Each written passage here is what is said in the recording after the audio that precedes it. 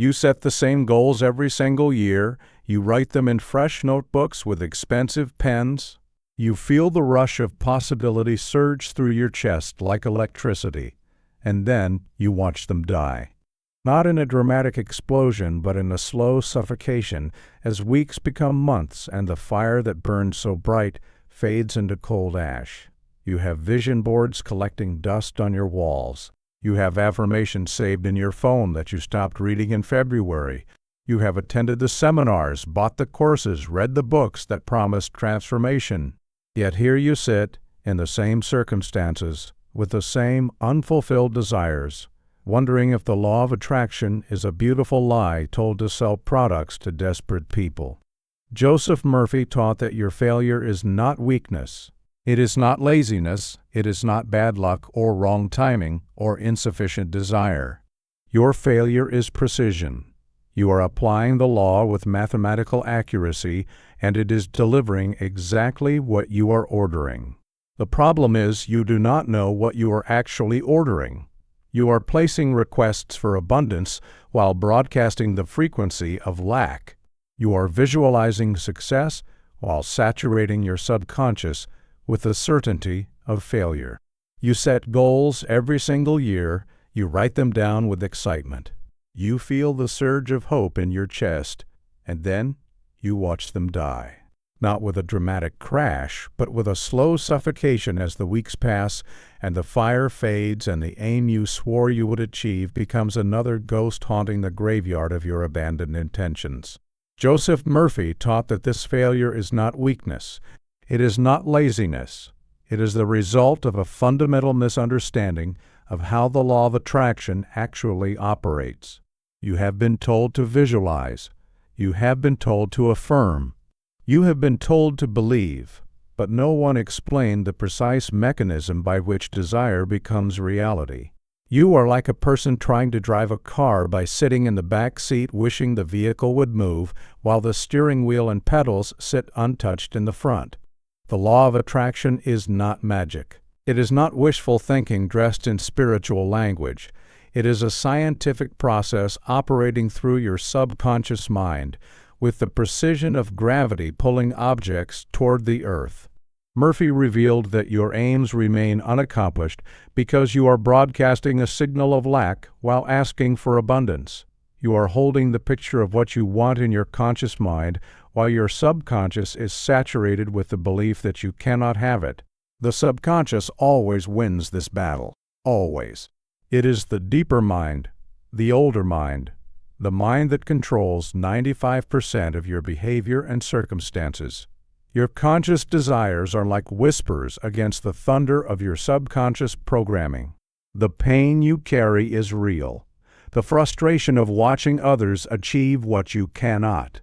The shame of setting the same goal for the 5th year in a row.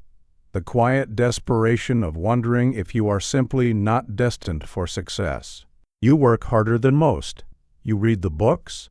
You attend the seminars. Yet the gap between where you are and where you want to be remains vast and seemingly uncrossable. Murphy understood this suffering because he saw it in thousands of people who came to him broken by their own inability to manifest their desires. But here is the reversal that will shatter your current understanding. You are not failing because you want too much. You are failing because you are using the law against yourself. Every time you look at your current circumstances and feel disappointment, you are impressing that disappointment into your subconscious. Every time you think about your goal and feel the pain of not having it, you are commanding the law to keep it away from you. You are planting seeds of lack and wondering why you harvest poverty. The law of attraction does not respond to what you want. It responds to what you are. It responds to the dominant feeling tone of your inner world. And right now, that tone is doubt dressed in the costume of desire. In this teaching, you will learn the exact protocol Murphy developed for accomplishing any aim with mathematical certainty. This is not another motivation speech. This is the blueprint for using the most powerful law in the universe correctly. But there is a specific error in how you currently set your aims that guarantees failure before you even begin. I will expose this error in Part 4. For now, type in the comments, "I am aligned." This is your first act of commanding the law. Subscribe to Sacred Logic because the architecture of accomplishment requires every piece of this teaching. The law of attraction is not a modern invention. It is not a product of self-help culture or New Age philosophy. It is the fundamental operating system of reality itself, recognized by every civilization that ever reached into the mysteries of existence. Murphy traced this law back through the ages and found it encoded in ancient texts, hidden in religious teachings, whispered by mystics and demonstrated by every person who ever accomplished something extraordinary against impossible odds. The law states simply that like attracts like, but this simplicity is deceiving, because most people interpret it at the surface level and miss the depth where the real power lies. Like attracts like does not mean that thinking about money will make money appear in your wallet. It means that the vibrational frequency of your consciousness acts as a magnetic force that draws circumstances, people, and opportunities that match that frequency. Your consciousness is not passive. It is creative. Every thought you think sends a signal into the field of infinite possibility, and that field responds by organizing reality around the signal you are broadcasting. Murphy called this field the infinite intelligence. Others have called it God, the universe, the quantum field, or simply the subconscious mind operating at cosmic scale. The name does not matter. What matters is understanding that you are always attracting. You cannot turn the law off. You cannot take a vacation from it. Every moment of every day, your dominant mental state is pulling toward you the exact equivalent of what you are thinking and feeling. This is why positive thinking alone fails so spectacularly for most people. You can think positive thoughts for 30 minutes during your morning meditation while spending the other 15 waking hours in states of worry, fear, doubt, and frustration. The law does not average your thoughts. It responds to dominance. Whatever state occupies the majority of your consciousness is what manifests in your experience. The mathematics are brutal but fair.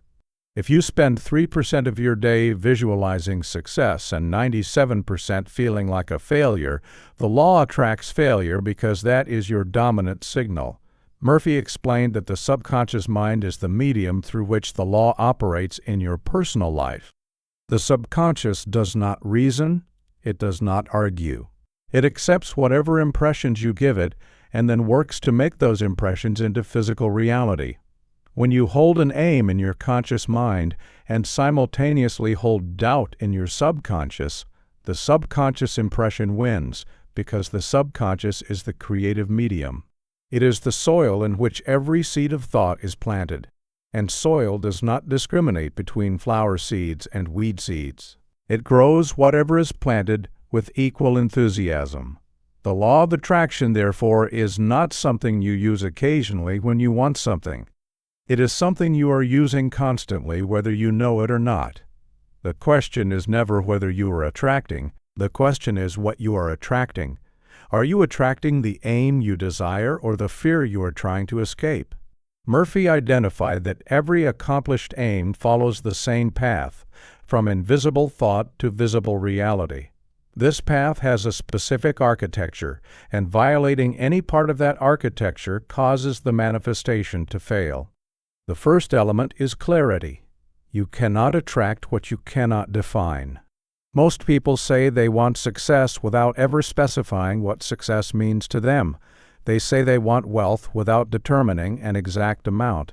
They say they want love without describing the qualities of the relationship they desire. This vagueness is not humility. It is sabotage. The subconscious mind requires specificity because it creates through imagery. When you give it a vague command like, "I want more money," it has no clear picture to work with. How much more? $1 is more. $100 is more. $1,000,000 is more. Without specificity, The subconscious defaults to the easiest interpretation, and you receive another dollar and wonder why the law does not work. Murphy taught that the aim must be written with the precision of a legal contract. Not "I want a better job, but I am now working as a senior manager at a company that values my contributions, earning $120,000 per year in a role that allows me to use my creative abilities daily." The subconscious can see this. The subconscious can build toward this. The vague wish gives it nothing to construct. The second element is acceptance. This is where 90% of people fail. They set the aim clearly, but then refuse to accept it as possible for them. Acceptance means that you must believe at the subconscious level that this aim is achievable by you specifically. Not achievable in theory. Not achievable for other people. Achievable for you with your history, your limitations, your current circumstances. This belief must penetrate beyond intellectual agreement into emotional conviction. You can consciously say, "I deserve this," while your subconscious screams, "People like me do not get things like this." The subconscious belief will manifest because the subconscious controls creation. Murphy's method for installing acceptance involves what he called the feeling of the wish fulfilled.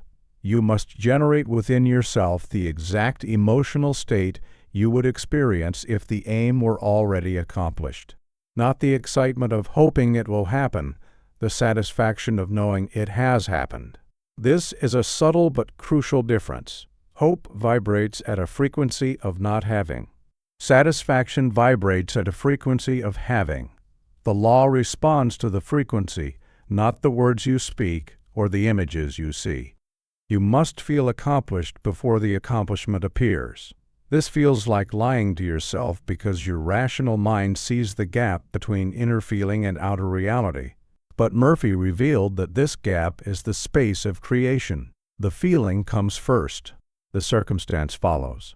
This brings us to the error I promised to reveal, the fatal mistake that guarantees your aims remain forever out of reach.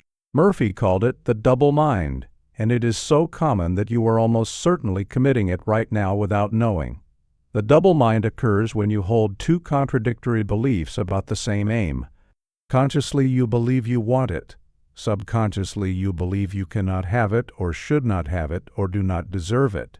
These contradictory signals cancel each other out, the way two waves of equal force moving in opposite directions create stillness. Your conscious desire is the wave moving toward manifestation. Your subconscious doubt is the wave moving against manifestation. The result is nothing. No movement, no progress, no accomplishment. You remain stuck in the same place year after year, wondering why the law of attraction works for everyone except you. The double mind reveals itself through specific symptoms. If you set an aim and immediately feel anxiety about whether it will happen, you have a double mind. If you affirm your desire and then spend the rest of the day worrying about how it will manifest, you have a double mind. If you visualize success and then open your eyes to feel the crushing weight of your current reality, you have a double mind. The symptom is always the same.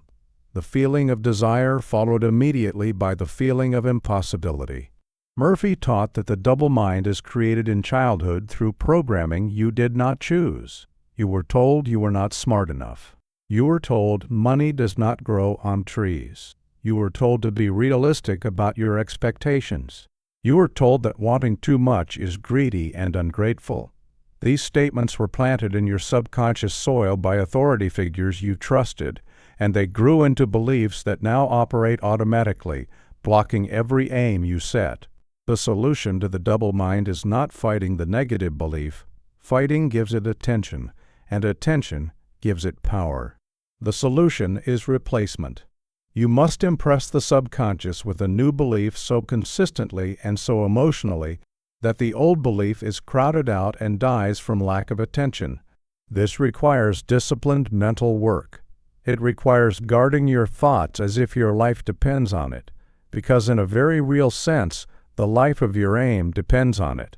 Every time you catch yourself doubting, You must immediately redirect your mind to the feeling of the wish fulfilled, not violently, not with frustration at your own negativity, gently the way you would redirect a small child who has wandered off the path.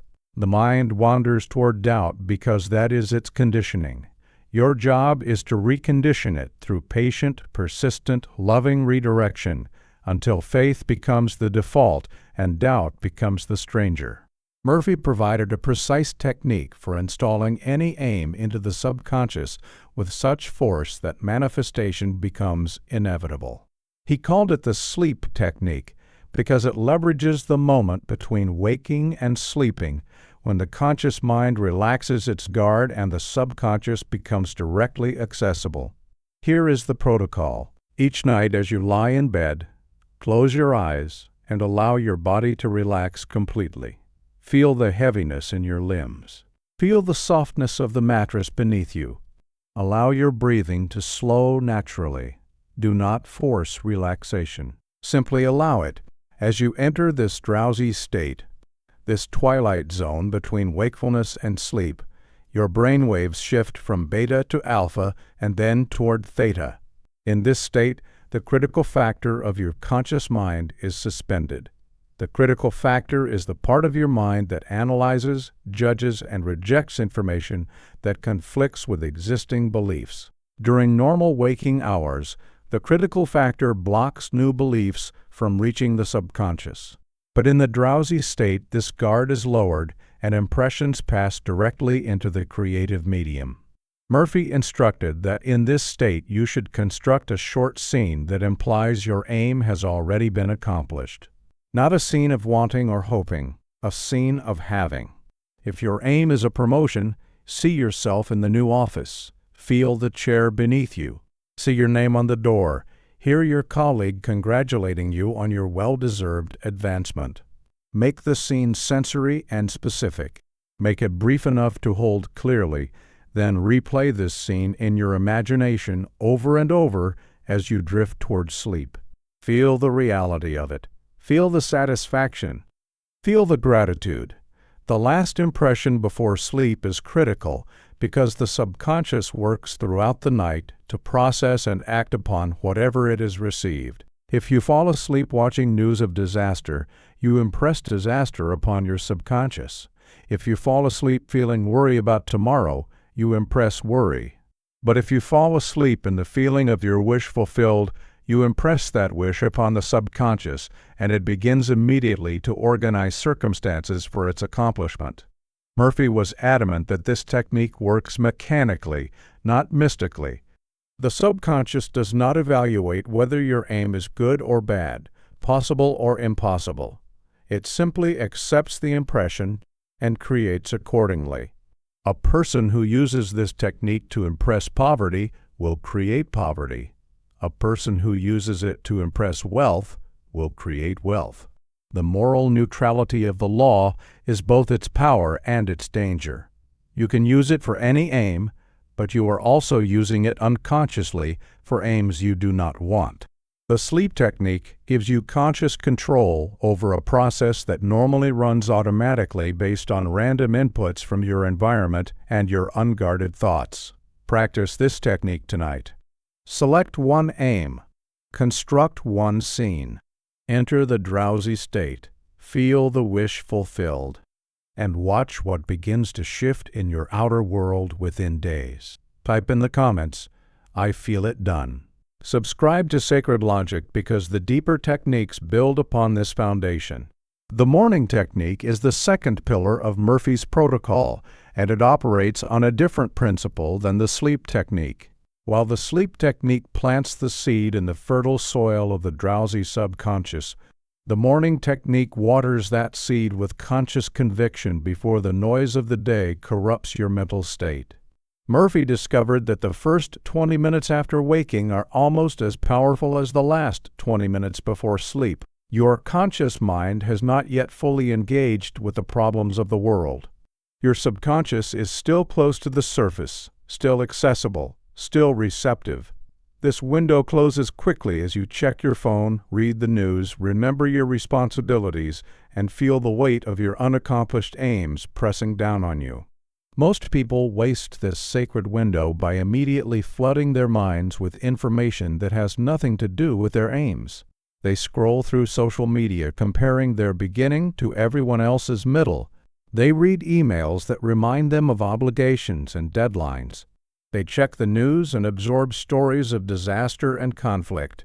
Within minutes of waking, they have impressed upon their subconscious a pattern of anxiety, inadequacy, and reaction rather than creation. Murphy's morning protocol is simple but demanding. Before you look at any screen, before you speak to anyone, before you allow the external world to enter your consciousness, you must spend at least 10 minutes in the feeling of your accomplished aim. This is not visualization in the traditional sense. This is assumption. You assume the feeling that would be natural if your aim were already fact. You do not hope. You do not wish. You do not wonder when it will happen. You feel the satisfaction of it being done. You speak your aim aloud as a present fact, not "I will be promoted." I am promoted, not "I want financial freedom." I have financial freedom, not "I hope to find love." I am loved deeply and completely. The present tense is essential because the subconscious does not understand future tense. When you say "I will," the subconscious hears "not yet" and creates "not yet" as your ongoing reality. When you say "I am," the subconscious hears "now" and begins to create "now." Murphy taught that the words themselves carry less power than the feeling behind them. You can repeat "I am wealthy" 1,000 times while feeling poor, and you will remain poor. The subconscious responds to feeling, not vocabulary. Therefore, your morning practice must involve generating the authentic emotional state of having what you desire. This requires imagination. This requires acting ability. This requires the willingness to feel something that your circumstances do not currently justify. The rational mind rebels against this. It screams that you are lying to yourself, but Murphy understood that this is exactly how all creation works. The feeling always precedes the fact. The inner always precedes the outer. The architect feels the building complete before a single brick is laid. There is a specific sabotage pattern that destroys the work you do in the morning and evening sessions.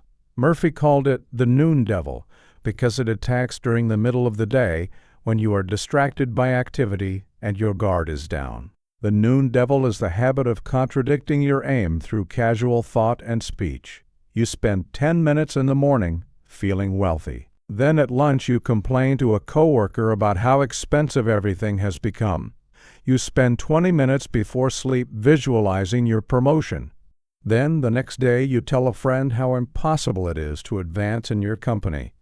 You perform the techniques perfectly in your dedicated sessions. Then you undo all that work through the thousands of unconscious thoughts and words you broadcast throughout the day. Murphy was ruthless about this point. You cannot confine your mental work to special sessions and expect results. The law of attraction operates continuously. Every thought is a prayer. Every word is a command. Every feeling is a signal. If your dedicated sessions represent 5% of your day and the other 95% contradicts what you impressed during those sessions, you are swimming against a current too powerful to overcome. The solution is not to eliminate negative thoughts. That is impossible, and the attempt creates tension, which is itself negative. The solution is awareness, followed by redirection. You must become a vigilant guardian of your mental state, noticing when you have drifted into contradiction and gently steering back toward alignment. This is exhausting at first. You will catch yourself hundreds of times per day thinking and speaking in ways that oppose your aim.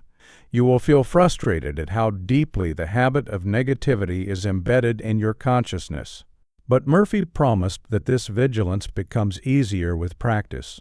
The mind is like a muscle. The more you exercise the redirection, the stronger it becomes. Eventually, positive assumption becomes your default state, and negativity becomes the rare exception that is quickly corrected. The practical method is simple. When you notice a contradictory thought, you do not fight it. You do not argue with it. You simply replace it with a thought that aligns with your aim. You catch yourself thinking, "I will never get out of debt." You do not engage with this thought. You do not analyze why you believe it. You simply pivot to, "I am grateful for my complete financial freedom." The old thought loses power because you have withdrawn your attention from it. The new thought gains power because you have given it your attention. This is mental warfare, and your aim depends on your willingness to fight moment by moment until victory is secured. Murphy taught that the subconscious mind accepts repetition as truth. This is both the danger and the opportunity in accomplishing your aims. The danger is that you have been repeating limiting beliefs your entire life. Every time you said, "I am bad with money," you impressed poverty deeper into your subconscious. Every time you said, "Relationships never work out for me," you impressed loneliness deeper. Every time you said, "I always fail at this," you impressed failure deeper. These repetitions have created grooves in your consciousness like water-wearing channels in stone. Your thoughts naturally flow into these grooves because they are the paths of least resistance. When you attempt to think differently, you are trying to redirect a river that has been flowing the same direction for decades. The opportunity is that you can use the same principle intentionally. Just as negative repetition created limiting beliefs, positive repetition can create empowering beliefs. But the repetition must be consistent and emotionally charged. Murphy specified that a belief is not installed through intellectual agreement. You can agree that you deserve wealth while your subconscious continues to manifest poverty. Intellectual agreement exists only in the conscious mind, which has no creative power. The belief must penetrate to the subconscious level, and this penetrate requires repetition combined with feeling. The technique Murphy prescribed is called saturated affirmation. You select an affirmation that directly contradicts your limiting belief. If you believe, "I am unworthy of success," your affirmation becomes, "I am completely worthy of tremendous success, and it flows to me naturally." You then repeat this affirmation not once or twice, but hundreds of times per day. You repeat it when you wake. You repeat it while you shower. You repeat it during your commute. You repeat it while you work. You repeat it before you sleep. You saturate your consciousness with this new statement until it becomes more familiar than the old belief it is replacing. The repetition must be accompanied by feeling. Each time you speak the affirmation, you must generate the feeling of worthiness. You must feel it in your body. You must feel your shoulders straighten. You must feel your chest expand. You must feel the truth of it settling into your bones. Without feeling, the affirmation is empty words bouncing off the surface of the subconscious. With feeling, the affirmation is a chisel carving new channels in the stone of your consciousness. The question of time is the question everyone asks. How long until my aim manifests? Murphy answered this question with a principle rather than a number because the principle determines the timeline. The principle is this: your aim will manifest when the subconscious accepts it as true. The subconscious does not operate on clock time. It operates on impression depth. A shallow impression may take years to manifest if it ever does. A deep impression may manifest within days. The depth of the impression depends on the intensity of feeling and the absence of contradiction. If you feel your aim fulfilled with overwhelming emotional intensity during your sessions, and then spend no energy contradicting that feeling during the rest of your day, the impression is deep and manifestation is rapid. If your sessions are lukewarm and your day is filled with doubt, the impression is shallow and manifestation is delayed indefinitely. Murphy described cases where aims manifested within 24 hours of proper impression. He also described cases where aims took months because the person kept weakening their impression through habitual negativity. The law is not slow. Your doubt is slow. The law responds instantly to clear impression. But most people never give a clear impression. They give a muddled mixture of desire and doubt, hope and fear, intention and contradiction. The subconscious receives this confused signal and produces confused results, which are usually no results at all. If you want to accelerate manifestation, do not look for shortcuts in the technique. The technique is already optimized. Look instead at the contradictions you are introducing. Look at your casual conversations. Are you speaking your aim as present fact or future hope? Look at your emotional responses to current circumstances. Are you responding as someone who has achieved the aim or someone who is still struggling? Look at the company you keep. Are they supporting your new identity or reinforcing your old one? Every contradiction extends the timeline. Every alignment shortens it. Murphy promised that if you could maintain perfect alignment for even 3 days with no contradiction whatsoever, your aim would begin to manifest visibly. Most people cannot maintain this alignment for 3 hours, but those who can discover that the law operates with speed that appears miraculous to observers who do not understand the mechanism. There is a paradox at the heart of accomplishing aims that Murphy addressed directly because it confuses everyone who encounters the law of attraction. The paradox is this: you must want your aim intensely enough to pursue it with dedication, but you must also release your attachment to it completely enough that you are at peace without it. These two states seem contradictory. How can you want something desperately while simultaneously being content without it? Murphy resolved this paradox by distinguishing between desire and desperation. Desire is the natural recognition that something would enhance your life. It is clean, clear, and creative. Desperation is desire contaminated by fear. It is the belief that you cannot be whole, happy, or complete without the aim. Desperation broadcasts lack. It tells the subconscious that you do not have what you want and that you are suffering because of it. The subconscious then maintains the state of not having because that is the dominant impression it has received. Murphy taught that you must want your aim from a state of wholeness rather than a state of lack. You must desire it as an enhancement to an already complete life rather than as a cure for an incomplete one. This is why people who do not need money often attract money easily. Their relationship with wealth is clean. They are not desperate for it. They do not feel incomplete without it. This absence of desperation allows them to hold the impression of wealth without contaminating it with fear. Meanwhile, the person who desperately needs money pushes it away through the very intensity of their need. The need broadcasts lack, and lack attracts more lack. The practical application of this principle is what Murphy called faithful detachment. You hold the aim clearly in mind. You perform the techniques with dedication. You assume the feeling of the wish fulfilled. But then you release the outcome to the infinite intelligence. You trust that the aim will manifest in perfect timing and perfect form. You do not obsess over when or how. You do not check constantly for signs of progress. You do not feel anxious when results do not appear immediately. You maintain your inner state of fulfillment regardless of outer circumstances, because you understand that the inner state is the cause and the outer circumstances are the effect. When you achieve this state of faithful detachment, you have removed the final barrier between desire and manifestation. Type in the comments, "I release and receive." Subscribe to Sacred Logic because the advanced techniques require this foundation of detachment to work properly. Murphy identified a mechanism that most teachers of the law of attraction completely ignore.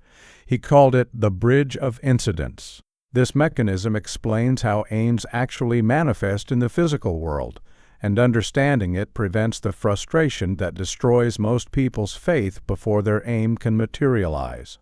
The bridge of incidence works like this.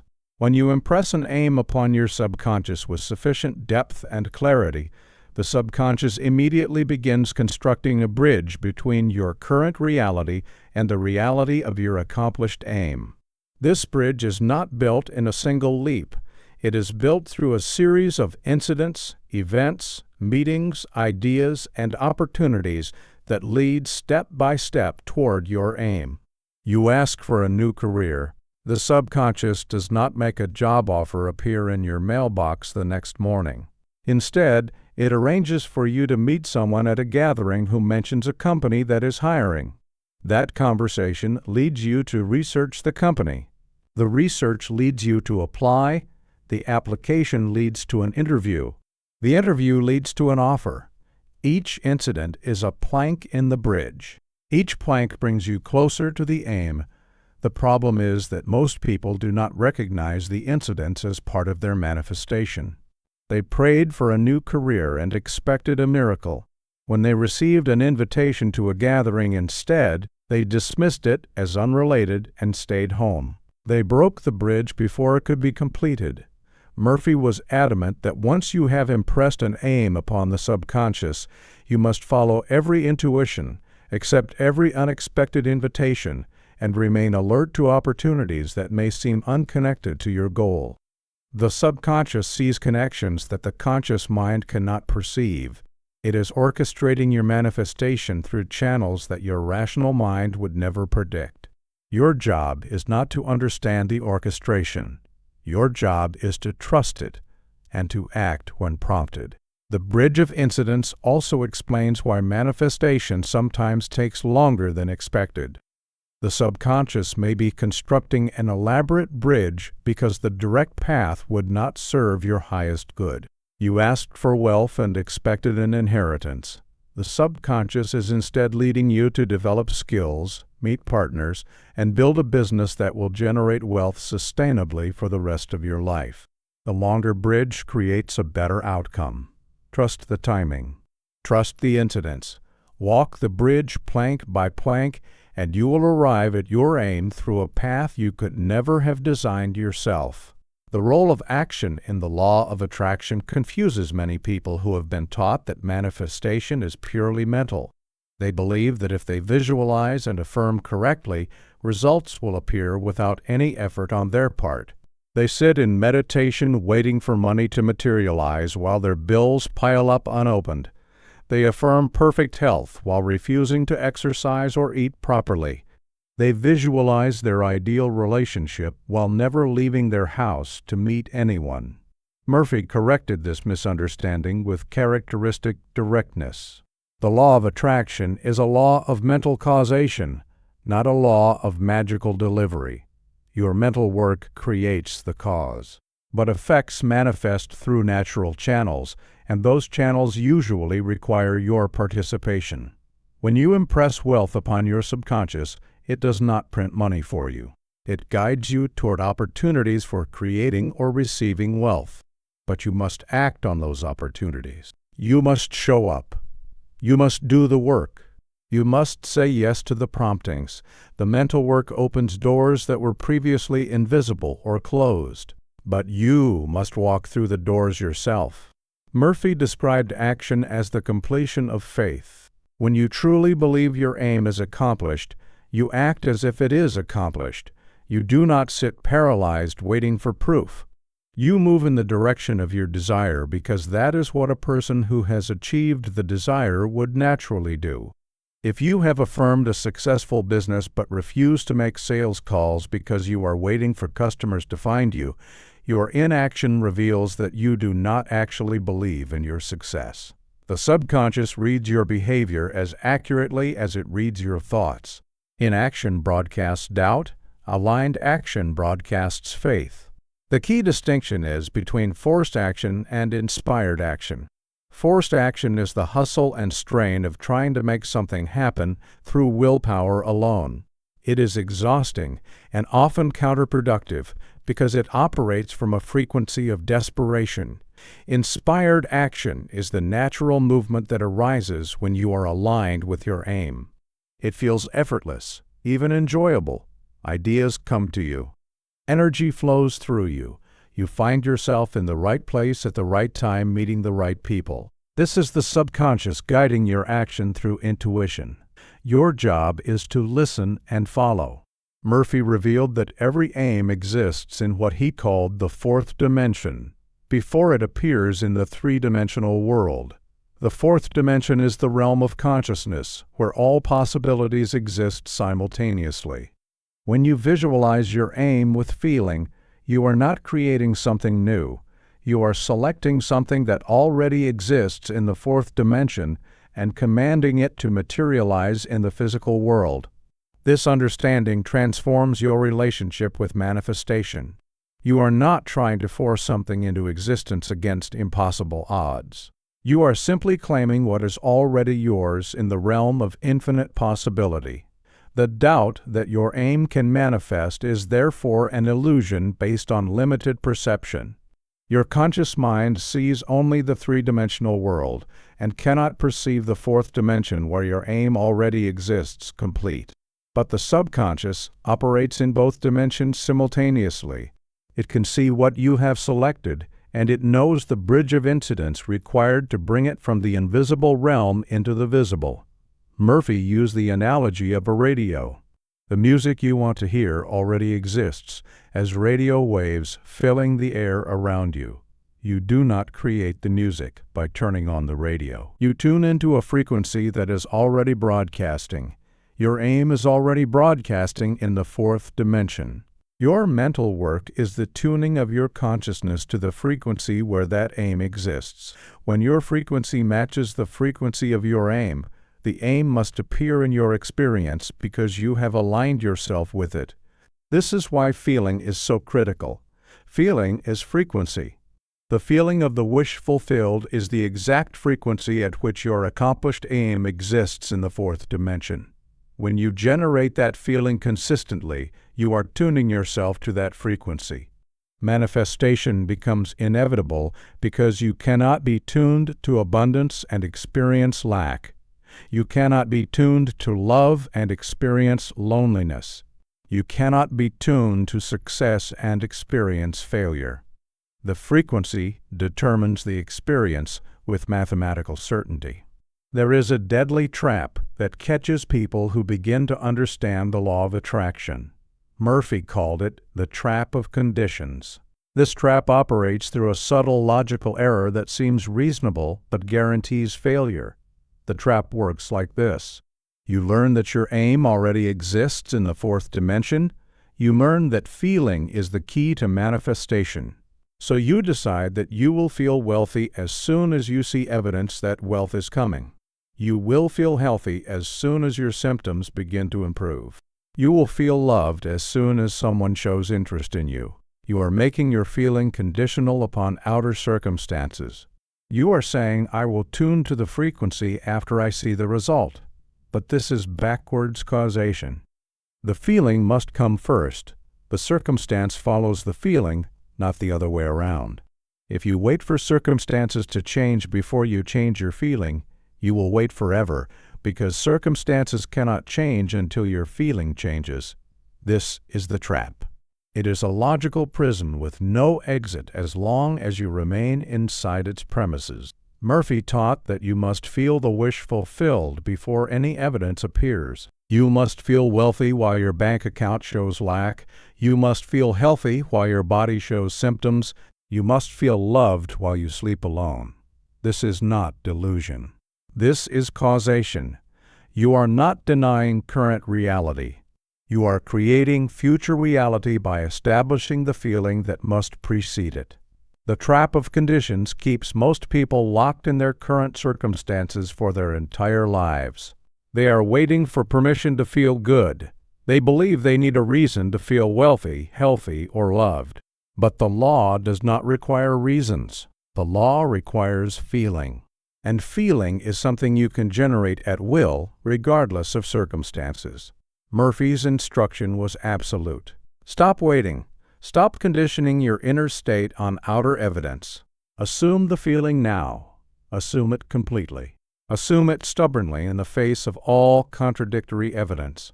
This assumption is not wishful thinking.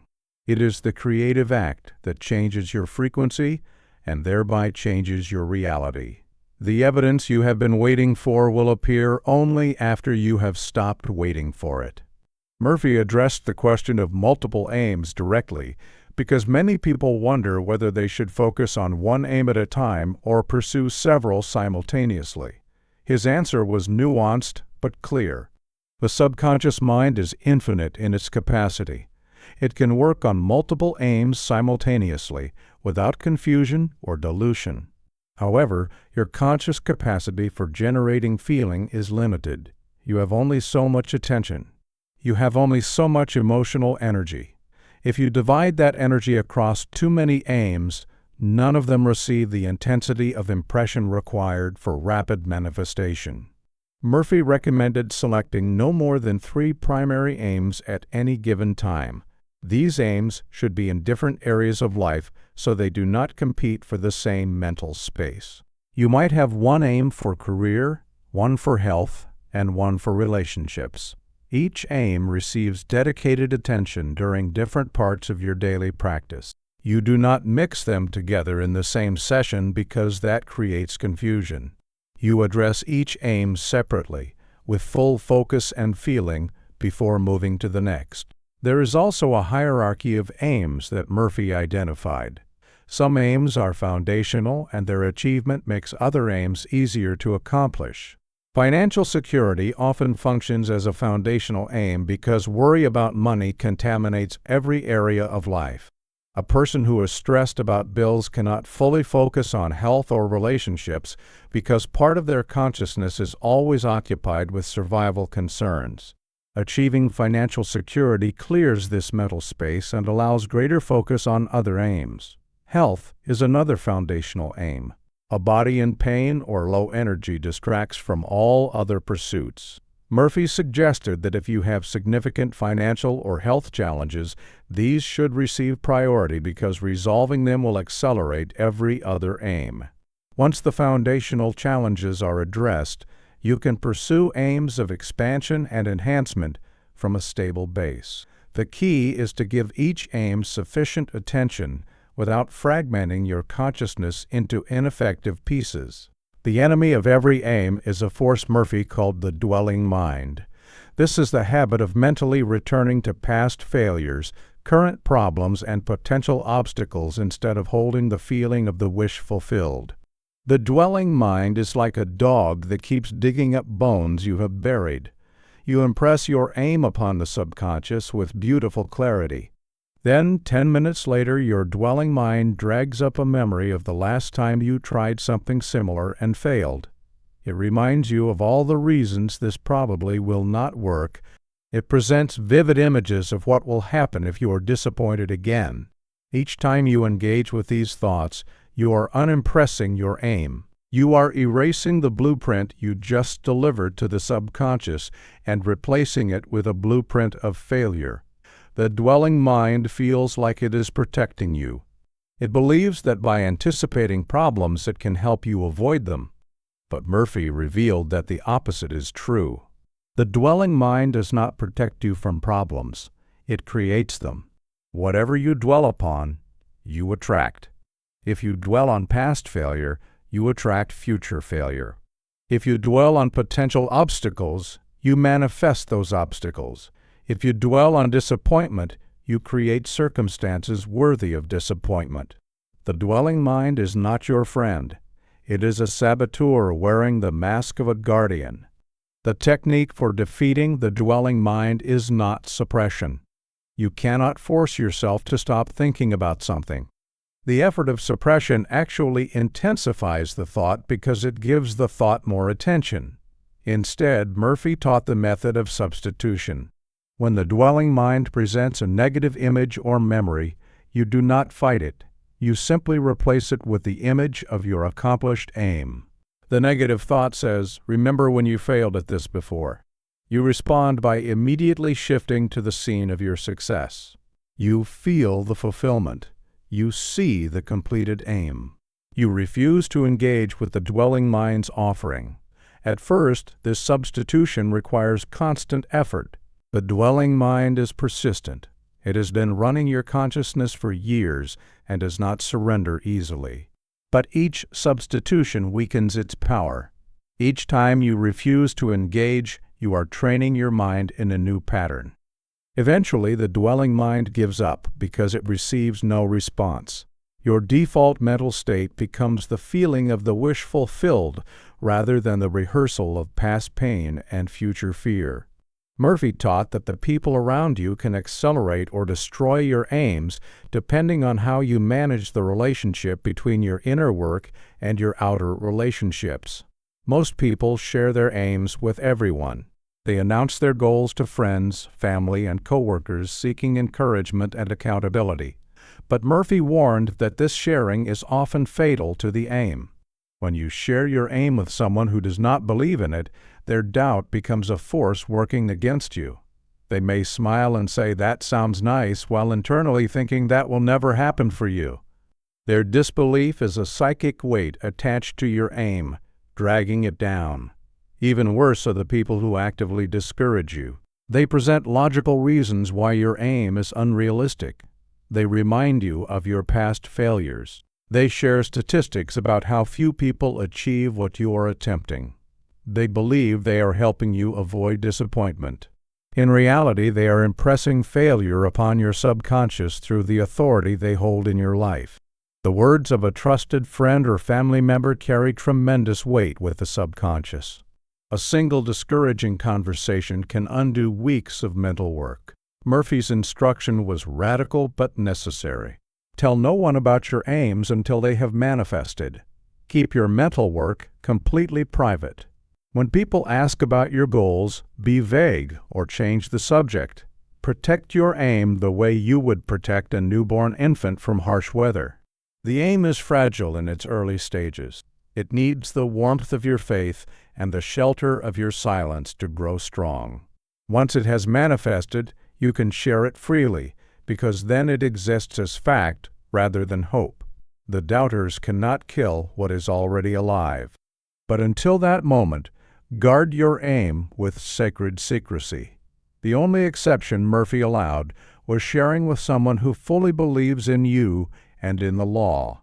A partner on the same path can amplify your aim through their supportive faith. But such partners are rare. Most people, even those who love you, carry enough doubt and fear that their involvement harms more than helps. The question of worthiness stops more aims than any other single factor. Deep in the subconscious of most people lies a belief that they do not deserve what they desire. This belief was planted in childhood through criticism, comparison, and conditional love. You were told you were not as smart as your sibling. You were punished when you made mistakes. You were loved more when you performed and less when you struggled. These experiences created a core belief that you must earn your good through suffering and that you are fundamentally not enough as you are. This unworthiness belief operates silently beneath conscious awareness. You set an aim that excites you. You perform the techniques correctly, but deep in your subconscious a voice whispers, "Who are you to have this? You do not deserve this. People like you do not get things like this." This whisper is louder than all your affirmations because it was installed first. It has decades of reinforcement. It feels true because it is familiar. Murphy taught that worthiness is not earned. It is recognized. You are worthy of every good thing not because of what you have done, but because of what you are. You are an expression of infinite intelligence. The same power that created galaxies created you. That power does not create unworthy beings. The very fact that you exist proves your worthiness, because the infinite creates nothing unworthy of receiving its gifts. The belief in unworthiness is a lie. It is a program installed by limited humans who were themselves programmed by other limited humans, stretching back through generations. It has no basis in truth. It is a virus in your mental software that must be identified and deleted. The deletion happens through conscious recognition, followed by consistent replacement. Each time you detect the unworthiness belief operating, you must counter it immediately with the truth. I am worthy because I exist. I am worthy because the infinite made me. I am worthy not through accomplishment, but through nature. I do not earn my good. I accept my good. This recognition must be repeated until it penetrates the subconscious and overwrites the old program. Murphy revealed a secret that few teachers of manifestation ever mention. The secret is that your aims are not really your aims. They are the aims of the infinite intelligence seeking expression through you. The desire you feel for a particular outcome is not random. It is not ego wanting more for the sake of having more. It is the universe signaling through you what it wants to create. You are the channel through which the infinite accomplishes its aims in the physical world. This understanding transforms your relationship with desire. You stop feeling guilty for wanting. You stop minimizing your aims to appear humble. You recognize that your desires are sacred communications from the source of all creation. The infinite has selected you as the vessel through which this particular aim will manifest. Your job is not to question whether you should want it. Your job is to receive the aim and cooperate with its manifestation. This also explains why forced aims never work. When you try to want something because you think you should want it, the manifestation fails because there is no genuine signal from the infinite behind it. You are pushing from the ego rather than receiving from the source. True aims arrive as deep knowing. You do not decide to want them. You discover that you want them. The wanting is already present, and you are simply becoming conscious of it. When you find an aim that feels like this, that feels less like a decision and more like a recognition, you have found an aim that the infinite is ready to accomplish through you. These aims manifest faster and more completely because you are not working alone. You are working with the creative power of the universe, which has already selected this aim and is simply waiting for you to cooperate. Your techniques are not begging the universe to give you something. Your techniques are aligning yourself with something the universe is already trying to give you. The final barrier Murphy identified was the barrier of how. This barrier stops more aims than lack of clarity or lack of feeling, because it engages the rational mind in a battle it cannot win. The barrier works like this. You set a clear aim. You begin to generate the feeling of the wish fulfilled. Then your rational mind interrupts with a question. How exactly is this going to happen? The mind demands a detailed plan showing the logical steps from where you are to where you want to be. If you cannot produce this plan, the mind concludes that the aim is unrealistic and begins broadcasting doubt. But Murphy revealed that demanding to know how is a fundamental misunderstanding of how manifestation works. The how is not your responsibility. The how belongs to the subconscious mind, which has access to infinite intelligence and can orchestrate circumstances beyond anything your rational mind could devise. When you try to figure out the how, you are limiting manifestation to the pathways your conscious mind can imagine. Your conscious mind can imagine very few pathways because it operates from limited information and linear logic. The subconscious operates from infinite information and nonlinear creativity. It can arrange coincidences, synchronicities, and meetings that your conscious mind would call miraculous. But it can only do this if you release the how and focus solely on the what and the feeling. Murphy's instruction was absolute. Never ask how.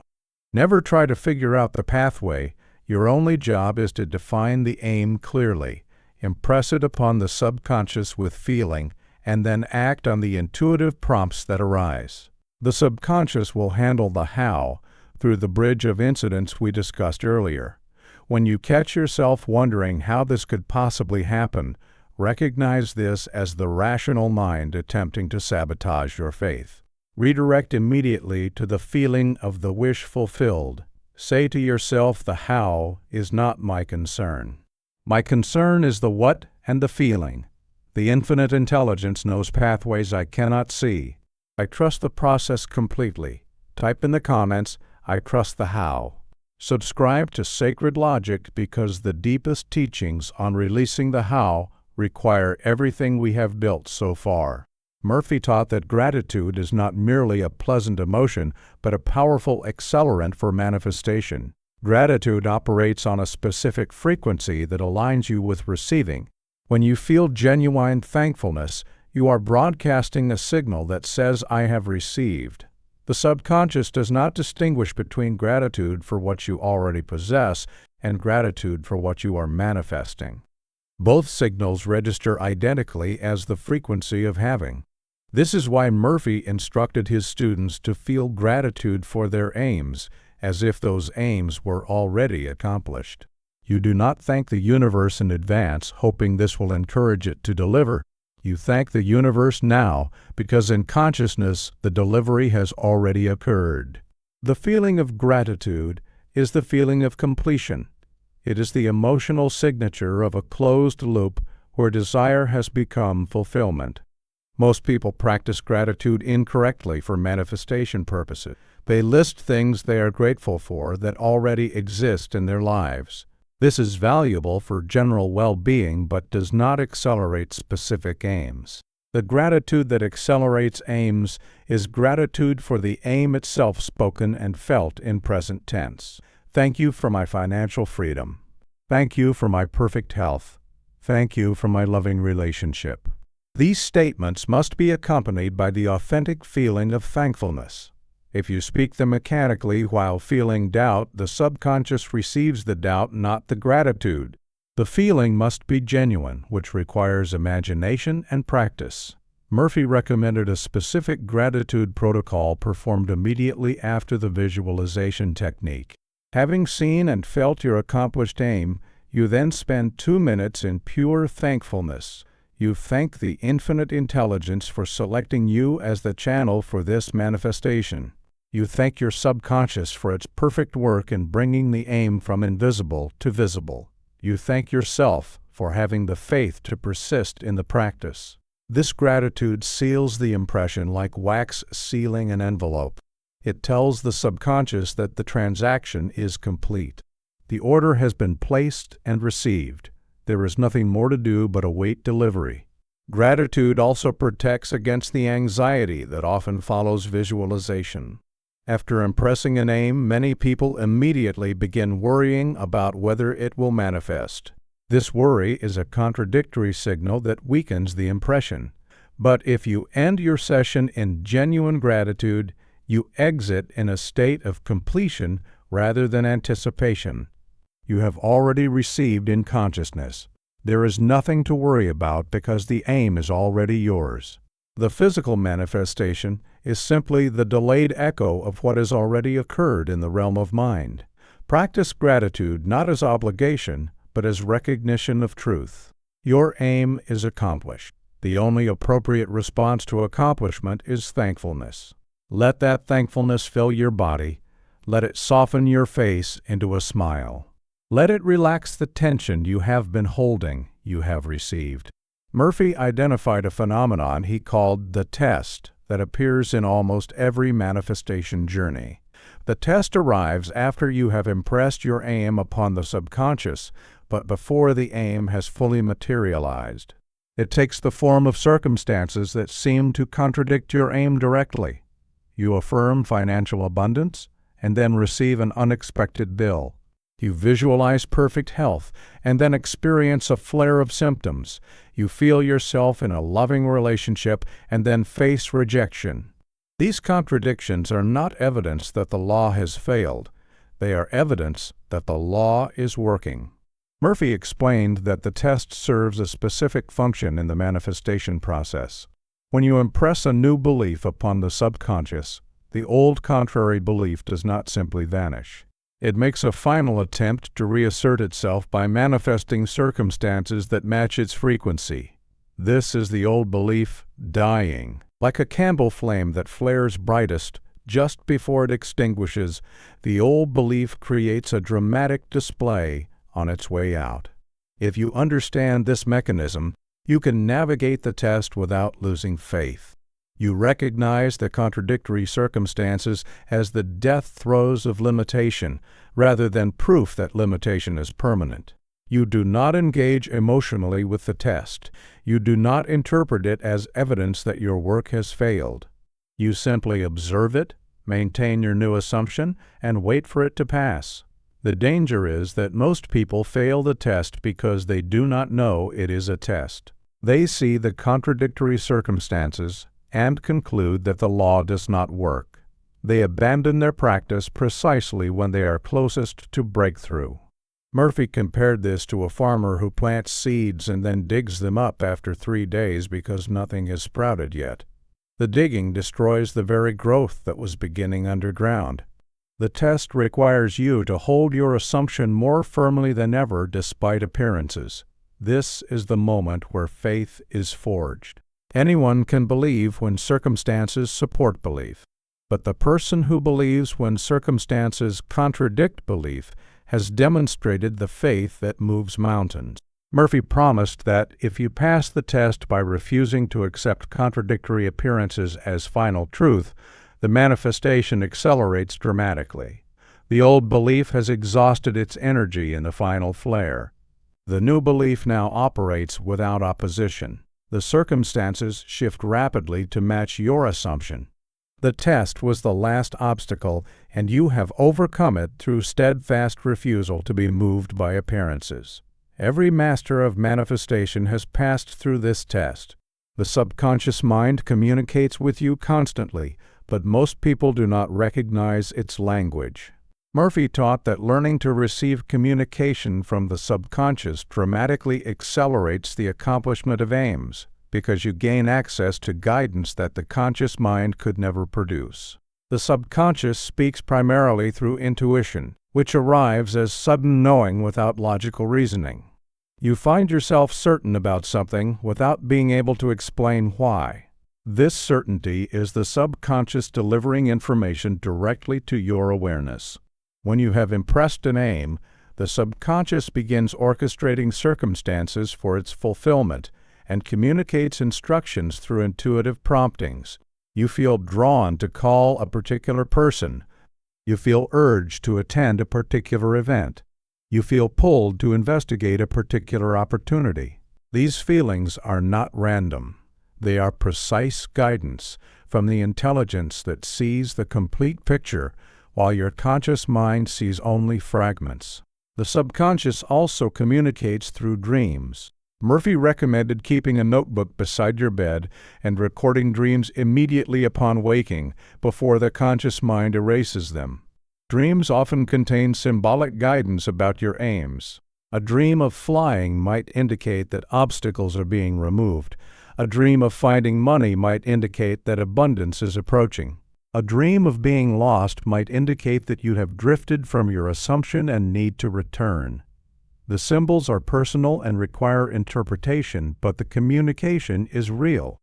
The subconscious also speaks through persistent ideas that return repeatedly to your mind. If a particular action keeps suggesting itself despite your attempts to dismiss it, this is likely guidance from the subconscious. The conscious mind dismisses ideas that do not fit its logical framework, but the subconscious keeps presenting them because it knows something the conscious mind does not. Murphy taught that you must develop a relationship with your subconscious as you would develop a relationship with a trusted advisor. You must learn to recognize its voice among the noise of random thoughts and external influences. You must learn to trust its guidance even when that guidance does not make logical sense. The subconscious does not explain its reasoning. It simply knows and communicates that knowing through feeling and image. Your job is to listen and act. When you receive a prompting, do not analyze it to death. Do not demand proof that acting on it will produce results. Simply act. The bridge of incidents requires your participation, and the subconscious is telling you which plank to step on next. Murphy addressed the challenge of aims that involve other people because these aims create unique complications. You cannot use the law to control another person's behavior against their will. The subconscious of another person is sovereign. You cannot override their choices through your mental work. But you can influence circumstances in ways that make your desired outcome more likely. The key distinction Murphy made was between imagining a specific person doing a specific thing versus imagining yourself in the state your aim implies. If your aim involves reconciliation with an estranged friend, you do not visualize that friend calling you. You visualize yourself in a state of reconciled friendship. You feel the warmth. You feel the connection restored. You feel the joy of the relationship healed.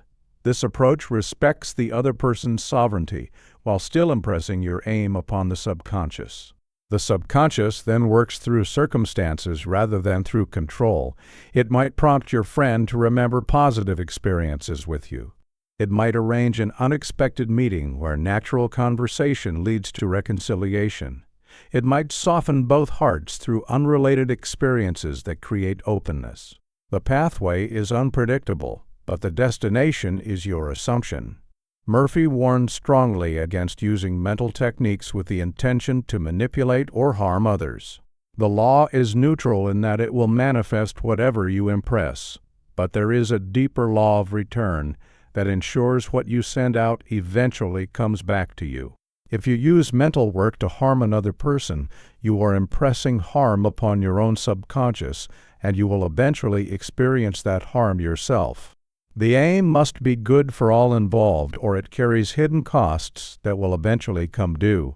This does not mean your aim must benefit everyone equally.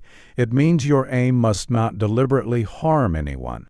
An aim for a promotion is legitimate even though others also wanted that position. An aim for a romantic relationship is legitimate even though it means that person is not available to others. But an aim for revenge or destruction pollutes your own consciousness with the very energy you wish upon another. Murphy taught that the safest aims involving others are aims for harmony. You imagine harmonious relationships. You feel mutual benefit.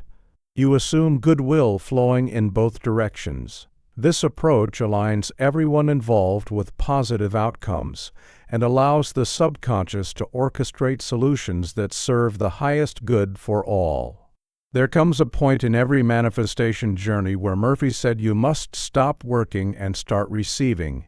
This is the phase of Sabbath, a term he borrowed from religious tradition but applied psychologically. The Sabbath is the period of rest after the work of impression is complete. Just as creation in the biblical account was followed by a day of rest, your mental creation must be followed by a period of release. The Sabbath is not laziness. It is the completion of the creative cycle. You have done your work. You have clarified your aim. You have impressed it upon the subconscious with feeling. You have passed through the test of contradictory appearances. Now you must rest in the assumption that your work is done. The mistake most people make is continuing to work after the impression is complete. They keep visualizing because they are not sure if they visualized enough. They keep affirming because they fear the affirmation did not take. They keep generating feeling because they worry the feeling was not strong enough. This continued effort is actually counterproductive because it broadcasts doubt. It tells the subconscious that you do not believe the impression was sufficient. Murphy compared this to placing an order at a restaurant and then following the waiter into the kitchen to supervise the cooking. Your supervision does not help. It interferes. Once the order is placed, you return to your table and trust that the meal will arrive. You do not keep reordering. You do not demand updates every 30 seconds. You simply wait in calm expectation. The Sabbath is this calm expectation applied to your aims. You have placed the order with the subconscious. Now you release your grip on the aim and turn your attention to living your life. This release is not abandonment. You still hold the assumption that your aim is accomplished. You still feel the completion, but you are no longer efforting. You are no longer straining. You are resting in the done state, allowing the subconscious to complete the physical manifestation in its own perfect timing. Murphy said the Sabbath is the hardest phase for most people because it requires absolute trust. The conscious mind wants to keep doing something. It feels irresponsible to simply rest, but the conscious mind has no power to manifest. Only the subconscious manifests, and the subconscious works best when the conscious mind is relaxed and trusting. Enter your Sabbath. Your work is complete. Now rest and receive what you have created. Murphy revealed that revision is one of the most powerful techniques for accomplishing aims that seem blocked by past events. Revision works by changing your memory of the past, which changes its effect on your present and future. This sounds impossible to the rational mind. The past has already happened. How can you change what is already done? But Murphy understood that the past does not exist as a fixed reality. It exists only as memory in consciousness, and memory can be revised. The subconscious does not distinguish between an actual memory and an imagined one. Both register identically as impressions that shape your current assumptions. If you carry a memory of failure, that memory continues to broadcast failure into your present. But if you revise that memory, imagining the event unfolding differently, you change the broadcast. The technique works like this. You select a past event that is blocking your current aim. Perhaps you were rejected for a position you wanted. Perhaps a relationship ended painfully. Perhaps you experienced a financial disaster. You enter the relaxed state and replay the event in your imagination. But this time, you change the ending. The rejection becomes acceptance. The painful ending becomes a loving resolution. The disaster becomes a triumph. You do not pretend the original event did not happen. You simply overwrite its emotional imprint by imagining a different version with full sensory detail and feeling. Murphy taught that revision must be practiced repeatedly until the revised version feels more real than the original. This takes time because the original memory has been reinforced through years of dwelling. But each revision weakens the original and strengthens the new version. Eventually, you find that when you think of that past event, the revised version arises automatically. The emotional charge of the original has been neutralized. The block it created has been dissolved. Revision is particularly powerful for aims that are entangled with past trauma. A person who experienced childhood poverty may find their aims for wealth blocked by deep memories of lack. Affirmations alone may not penetrate because the traumatic memories are so emotionally charged, but revision can diffuse those memories by reimagining childhood experiences with abundance present. The child who knew only lack becomes the child who always had enough. This revised history creates a new foundation from which wealth can manifest naturally. Murphy warned that revision is not denial. You are not pretending bad things never happened. You are recognizing that the past has no independent existence. It lives only in consciousness. And in consciousness you have complete authority to shape how past events are remembered and therefore how they influence your present. The aim that seemed impossible because of what happened becomes possible because what happened has been transformed. The compound effect is a principle Murphy observed in students who practice the techniques consistently over extended periods. Like compound interest in finance, small daily impressions accumulate into massive results that far exceed what the individual sessions would suggest. A single visualization session creates a small impression, but 100 consecutive days of visualization creates an impression so deep that it becomes permanent. The aim is no longer something you are trying to manifest. It is something you are. The compound effect explains why consistency matters more than intensity. A person who practices with moderate feeling every single day will outmanifest a person who practices with intense feeling occasionally.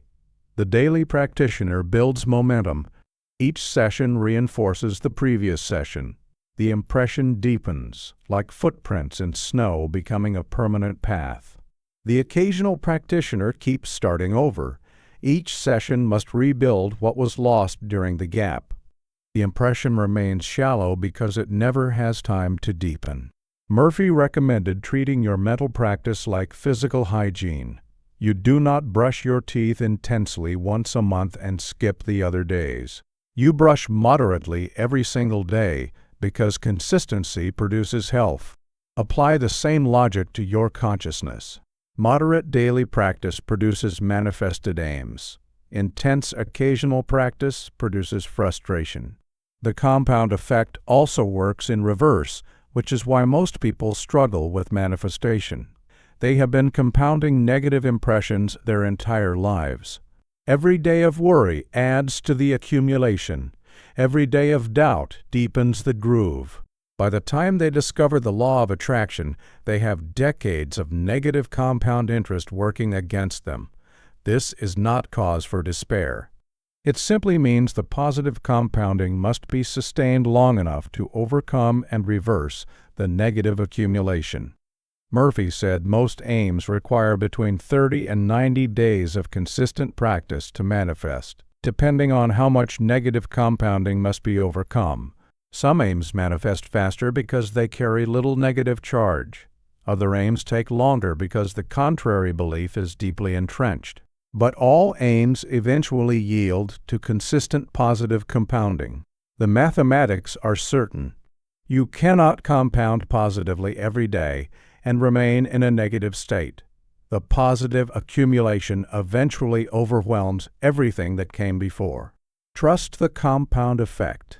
Do not measure your progress daily. Measure it monthly. The daily changes are too small to perceive, but the monthly changes are dramatic. Murphy addressed what he called the aim beyond the aim, which is the deeper purpose hiding beneath every surface desire. Most people set aims at the surface level. They want money. They want a relationship. They want success. But beneath each surface aim lies a deeper aim that is actually driving the desire. The person who wants money usually wants the freedom or security that money represents. The person who wants a relationship usually wants the love or connection that relationship represents. The person who wants success usually wants the significance or contribution that success represents. Understanding the aim beyond the aim matters because sometimes the surface aim is not the fastest path to the deeper aim. You might manifest money and still feel trapped because freedom was what you actually wanted and money did not provide it in the form you expected. You might manifest a relationship and still feel lonely because the particular relationship did not provide the connection you sought. Murphy taught that you should always clarify the aim beyond the aim before beginning manifestation work. Ask yourself why you want what you want. Then ask why you want that. Keep asking until you reach a fundamental desire that cannot be reduced further. These fundamental desires usually involve states of being rather than having: freedom, peace, love, joy, significance, security, connection. Once you identify the aim beyond the aim, you have two options. You can manifest the surface aim trusting that it will provide the deeper aim, or you can manifest the deeper aim directly and allow the surface forms to arrange themselves. Murphy often recommended the second approach because it is more efficient. Instead of visualizing a specific amount of money, visualize yourself in a state of complete financial freedom. Feel the freedom itself rather than the money that symbolizes it. The subconscious then has flexibility to provide that freedom through many possible channels. Perhaps money arrives. Perhaps expenses decrease. Perhaps opportunities emerge that provide freedom without requiring large sums. The end result is the same freedom you sought, but the path may be shorter than the one you would have designed. This flexibility is particularly valuable when you are not sure exactly what form your aim should take. You know you want love, but not which person will provide it. Manifest love itself and allow the subconscious to select the person. Murphy spoke about the sustained assumption which separates those who occasionally manifest from those who live in perpetual abundance. The sustained assumption is the state where your assumption of having becomes so natural that it requires no effort to maintain. In the early stages of practice, assuming the wish fulfilled requires constant vigilance. You must consciously generate the feeling. You must deliberately redirect contrary thoughts. You must intentionally practice the techniques. This effortful phase is necessary, but it is not the destination. The destination is the sustained assumption where you no longer practice manifesting because you have become the manifestation, The wealthy person does not affirm wealth. They simply are wealthy. The assumption of abundance is their default state. They do not visualize money because money is their normal reality. They do not feel prosperous deliberately because prosperity is their natural feeling. Murphy explained that every manifested aim eventually becomes a sustained assumption. Once you have manifested financial abundance, assuming abundance becomes automatic. You have proof. You have experience. The assumption no longer requires faith because it has become fact. But the master of manifestation does not wait for physical proof to sustain the assumption. They sustain the assumption first and allow the proof to follow. This is the advanced practice. You hold the assumption of your aim so consistently that it becomes your identity before the aim has physically manifested. You are wealthy before the money arrives. You are healthy before the symptoms disappear. You are loved before the relationship appears.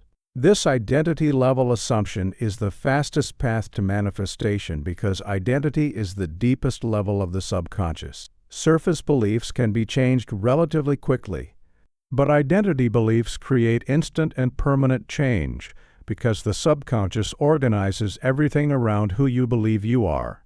Murphy's instruction was to practice your assumption until it feels more natural than your old identity. When someone asks how you are doing, your automatic response should arise from the assumed state rather than from current circumstances. This automatic response is evidence that the sustained assumption has been achieved. You are no longer practicing manifestation. You are living it. We arrive now at the synthesis of everything Murphy taught about accomplishing aims through the law of attraction. The law is simple. Like attracts like.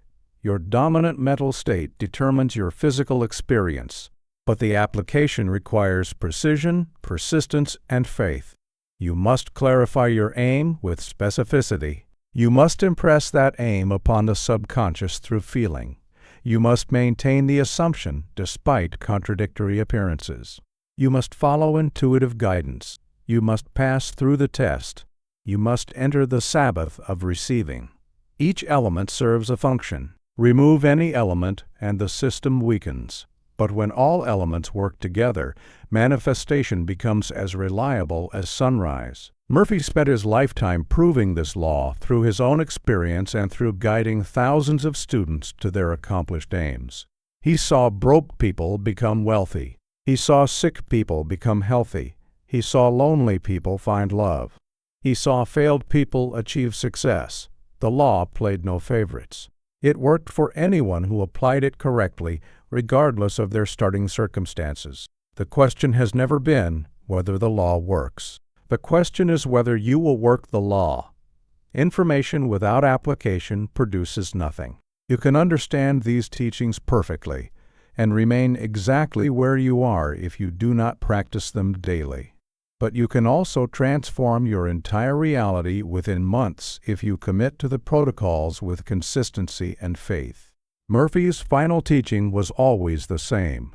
The power is within you. It has always been within you. You are not begging an external force for favors. You are commanding your own consciousness to create what it was designed to create. You are not hoping for luck. You are operating law.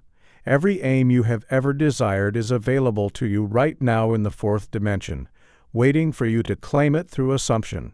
Stop waiting for permission. Stop waiting for circumstances to improve.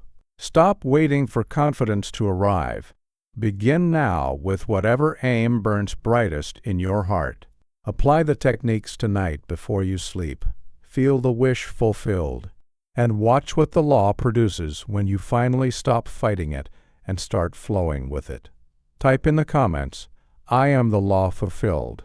Subscribe to Sacred Logic, because mastery requires continued practice, and these teachings must be reviewed until they become your automatic operating system. Your aims are not dreams. They are previews of coming attractions. Claim them now.